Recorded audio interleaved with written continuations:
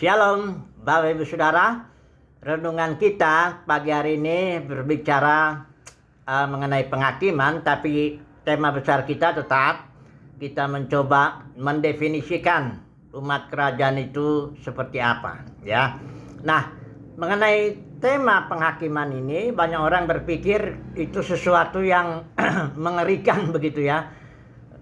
Ya memang ada sisi di mana penghakiman itu adil, penghakiman Tuhan, yaitu dalam arti apa yang ditabur orang itu juga yang akan dituainya. Ya, dituainya itu tidak harus di zaman ini. Nah, ini justru penghakiman ini berbicara ketika kedatangan Tuhan Yesus yang biasa disebut kedua kali itu, bisa itu yang ditabur sekarang, dituainya itu nanti. Ya, apakah kita mendapat upah atau tidak? Nah, mari kita harus lihat dulu penghakiman itu. Ada dua aspek. Aspek pertama memang aspek yang dalam arti keadilan Tuhan diekspresikan sepenuhnya. Apa yang ditabur orang itu yang dituainya, ya. Nah, tapi ada satu aspek lain yang banyak orang tidak pahami itu, ya. Itu ada di dalam Yesaya 26 ayat yang ke-9 bagian bawah itu ya, saya baca. Sebab apabila engkau datang menghakimi bumi, maka penduduk dunia akan belajar apa yang benar. Jadi penghakiman Tuhan atas bumi di sini dikatakan akan membuat penduduk dunia atau orang-orang itu dia jadi belajar apa yang benar. Dia ngerti jadinya, ya. Ini aspek yang positif, yang membangun, yang memulihkan, ya. Kita sangat butuh penghakiman Tuhan supaya kita mengenal apa yang benar. Kok sekarang ini dalam kekristenan yang benar itu biasanya ya yang dipegang oleh mayoritas. Doktrin neraka kekal katanya itu benar karena sudah mayoritas orang Kristen mengakui itu dan sudah membidatkan yang mereka sebut universalisme. Itu sudah dianggap benar. Jadi apa yang dianggap benar itu ya pokoknya yang mayoritas anutlah. Demikian juga yang dianggap benar itu siapa yang ngomong itu? Yang ngomong, kalau orang yang ngomong itu seorang terkenal, seorang yang kaya, seorang yang banyak pengikutnya, seorang yang gedungnya besar, udah dianggap benar. Apalagi kalau Katolik, Paus itu. Oh, kalau itu Paus kalau ngomong ya udah. Kalau diskusi itu sedang diskusi, kalau ini tinggal dibilang aja, Paus sudah bicara, titik, ya. Father can do no wrong, udah nggak ada bapak suci, nggak bisa salah, udah, ya. Pokoknya, nah ini yang begini-begini justru kita umat kerajaan merindukan. Yang benar tuh apa sih, yang gimana sih? Itulah sebabnya orang umat kerajaan merindukan kedatangan Tuhan sebagai hakim yang adil. Ingat ya, Tuhan Yesus datang tuh bukan apa, dan dia menghakimi gerejanya lebih dulu. Ya gerejanya dulu yang akan dihakimi agar gerejanya mengenal kebenaran. Ya, kalau sekarang ini aduh susah lah saudaraku. Yang lurus bisa bengkok, yang bengkok bisa lurus ya.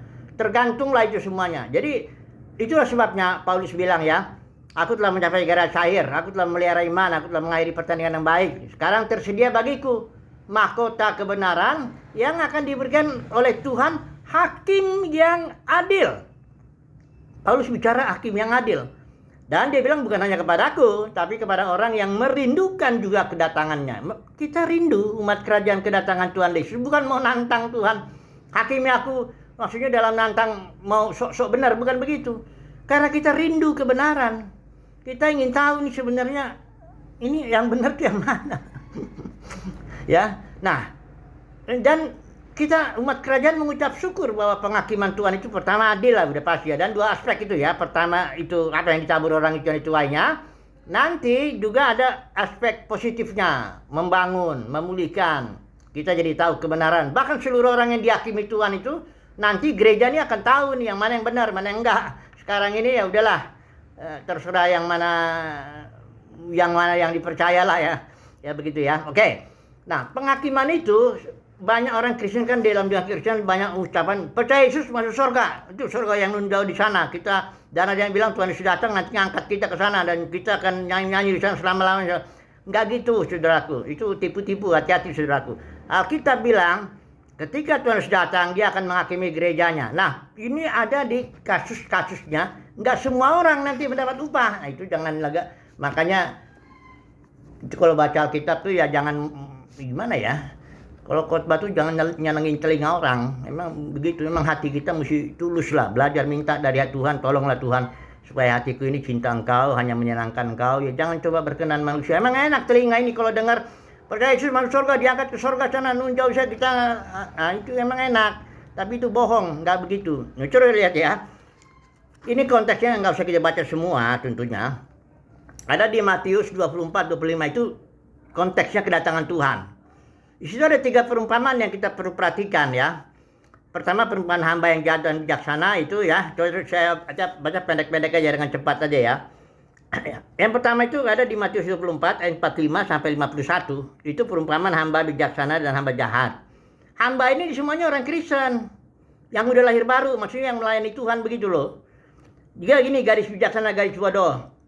Gadis ini juga bijaksana, gadis ini juga orang Kristen. Sebab sifat dasarnya kan dia gadis, bukannya gadis bijaksana, janda bodoh gitu, bukan begitu. Dia ini sama-sama gadis dan juga dia sama-sama menantikan kedatangan Tuhan kok. Dia sama-sama menanti mempelai Kristus ya. Menantikan Kristus ya, kedatangan Kristus itu. Nah demikian juga talenta. Ini juga hamba orang Kristen semua ini, hamba Tuhan. Hanya bedanya talentanya yang satu ada 5, ada 2, ada 1. Semuanya ini hamba ini, semua talenta ini orang Kristen juga. Nah, jadi banyak orang, kalau orang Kristen nggak mungkin ditolak di pengadilan Kristus. Enggak, bukan begitu. Perhatian dulu, saya baca dulu ini ya. Jangan dengar. Ya, tapi terserah sih kalau mau dengar orang yang menyenangkan telinga. Tapi saya mau baca ini Alkitab nih. Saudara perhatikan nih. Hamba yang jahat ini, dia jahat ini ya. Kalau yang bijaksana, dia akan dipercayakan pada kedatangan Tuhan. Segala hartanya milik Tuhan itu dipercayakan kepada dia. Tapi ini ada yang jahat nih. Ayat 49, Tuanku tidak datang-datang, lalu dia mulai memukul hamba-hamba yang lain, yang reject, menghantam, makan, minum, itu artinya hidup hedon gitu ya, narik uang dari jemaat, kaya, dia hidup hedon dia. Nah, barulah di sini ayat 51, dan di situ Tuhan hamba itu akan datang pada waktu yang nggak disangka, dan pada saat yang jadi ketahui, dan akan membunuh dia, dan membuat dia senasib dengan orang-orang munafik. Inilah, munafik ini adalah perkataan Yesus di Matius 23 kepada para ahli agama atau orang Farisi ahli Taurat itu ya. Dikatakan di sini orang Kristen yang hamba Tuhan yang jahat ini ya. Yang jahat itu karena dia mukul hamba Tuhan yang lain dan juga makan minum, hidup hedon gitu ya. Ini membuat dia senasib dengan orang-orang munafik. Ngerti saudara ya situasinya ya. Jangan dulu bicara neraka atau kekal Islam, jangan begitu. Enggak, ini artinya ketika kedatangan Tuhan dia enggak ikut ambil bagian dalam zaman berikut, yaitu zaman kerajaan surga, zaman kerajaan 1000 tahun di kitab Wahyu itu dibilang. Enggak ikut dia karena itu dia jahat itu. Demikian juga hamba yang ini satu talenta. Itu enggak ikut, dia juga ditolak ya. Demikian juga dengan perumpamaan ini, gadis bijaksana, gadis bodoh. Ada yang bijaksananya ya diterima, yang enggak biasa itu. Jadi dalam pengadilan Kristus nanti ada yang orang Kristen lahir baru, yang pelayan Tuhan bahkan, itu ditolak, nggak dapat upah dalam pengertian. Nah, mari kita baca dulu 1 Korintus, barangkali lebih jelas ya, kita baca yang ini kali ya. 1 Korintus itu penghakiman khusus yang dalam soal terkait dengan membangun gereja nih. Ini Paulus bicara dari 1 Korintus pasal 1 sampai 4 itu bicara konteksnya perpecahan gereja. Ini kalau saya baca ini ya, ini saya pakai ILT aja ya, 1 Korintus itu. Nasihat Paulus pasal 1 ayat 10 ya, dikatakan di sini, dan aku menasihati kamu saudara-saudara demi nama Tuhan kita Yesus Kristus supaya kamu seia sekata dan tidak ada perpecahan di antara kamu. Nah, ini panjang Paulus cerita karena di Korintus ada yang bilang aku golongan Apolos, aku golongan Kefas, aku golongan apa lagi Kristus, golongan Paulus lagi macam-macam ya. Nah, terus Paulus bilang begini. Saya bacain aja ya, 1 Korintus 3 ayat 11 saya baca. Sebab tidak seorang pun sanggup untuk meletakkan fondasi yang lain selain yang sudah diletakkan, yaitu Yesus Sang Mesias. Dan jika seseorang membangun di atas fondasi ini konteksnya membangun gereja ya, pelayanan ini ya. Dan jika seseorang membangun atas fondasi ini emas, perak, batu-batu beraga, kayu, rumput atau jerami, dari tiap-tiap pekerjaan akan menjadi nyata karena hari itu akan menjadi menjelaskannya. Sebab hal itu akan disingkapkan oleh api dan bagaimana rupa tiap-tiap pekerjaan itu. Api itu akan membuktikan. Jika dari seseorang pekerja, ini seseorang ini semuanya orang Kristen ya, sedang bicara soal pelayan Tuhan yang membangun gereja nih konteksnya. Jika dari seseorang pekerjaan yang telah ia bangun di atasnya bertahan, ia akan menerima upah. Hamba Tuhan yang menerima upah nih. Jika dari seseorang pekerjaannya terbakar habis, ia akan menderita kerugian, tetapi dia sendiri, kerugian itu artinya nggak dapat upah, tetapi dia sendiri akan diselamatkan. Ya, namun demikian seperti melewati api. Nah, ayat 16. Tidak tahukah kamu bahwa kamu adalah tempat suci Elohim dan roh Elohim berdiam di dalam kamu? Jika seseorang merusak, ini dia hamba Tuhan yang merusak tempat suci Elohim, Elohim akan menghancurkan dia, karena tempat suci Elohim adalah kudus. Itulah kamu adanya. Kalau kita bandingkan dengan hamba yang tadi yang jahat itu, hidup hedon. Kalau saya ngebayanginnya, ini hamba Tuhan yang melayani tapi cari keuntungan nih dari jemaat, cari ambil duit, ya, entah namanya persepuluhan lah, buah sulung lah, pokoknya jadi kaya dia, ya nggak taunya ada jemaatnya yang susah.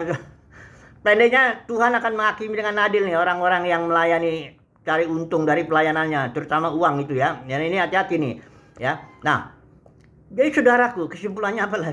Langsung aja lah. Kita semua akan dihakimi, ya. Sekarang ini dalam Kristen udahlah, nggak tahu lah yang mana benar, yang mana salah. Semua juga menganggap benar. Saya pun menganggap diri saya benar. Tapi nantilah, ya di hari penghakiman itu, ya semuanya akan jelas di situ. Apakah kita ini sebagai hamba yang baik membangun gereja, atau kita merusak gereja dan cari untung lagi dari pelayanan, hidup hedon lagi Tuhan, dari pelayanan ya maksudnya.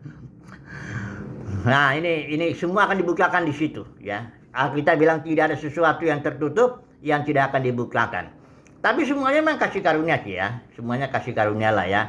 Karena Paulus bilang juga aku bekerja lebih keras daripada mereka semua, tapi bukan aku, tapi Kristus, dan itu semua kasih karunia katanya. Oke lah ya, semoga saudara dan saya mendapat kasih karunia untuk hari ini itu belajar yang baik ya, takut Tuhan. Takut Tuhan itu artinya hidupnya di hadapan Tuhan dah. Melayani gereja tuh jangan main-main lah, jangan cari untung lah, jangan jual firman, jangan jual macam-macam. Udah kerjain aja yang baik, yang apa, yang dari iman, dari hati kita ya. Dengan sadar bahwa kita akan menghadap pengadilan Kristus nanti. Dan ingat ya, di sana nanti nggak semua orang dapat upah, nggak semua orang Kristen dapat upah. Nanti yang dapat upah ya itulah dia yang dapat kasih karunia untuk mendapat dibangkitan tubuh kemuliaan dan melayani di zaman berikut untuk kerajaan 1000 tahun ya. Semoga saudara saya mendapat kasih karunia untuk itu. Haleluya, amin.